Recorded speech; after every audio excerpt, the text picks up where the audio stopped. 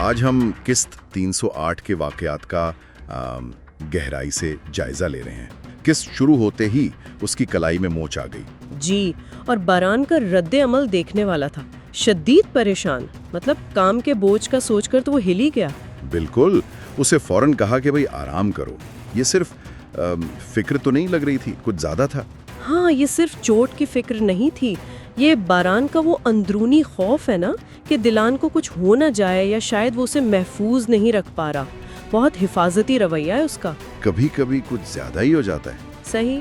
और इसी हालत में देख लें, जवाहर साहब का फोन आ गया।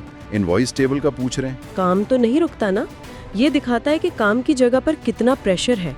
कोई रियायत नहीं मिलती अक्सर। क्या लगता है, उन्हें अंदाजा नहीं था दिलान की हालत का, या जानबूझकर? कह नहीं सकते। हो सकता है लाइल्म हो, या शायद वो काम को लेकर ऐसे ही हैं, मतलब सख्त गिर।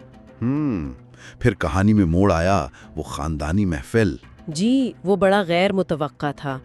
कुदरत साहब ने सबके सामने फरहाद और गुल की जो छुप के शादी हुई थी उसका ऐलान कर दिया। हाँ, और कहा कि धूमधाम से तकरीब करेंगे।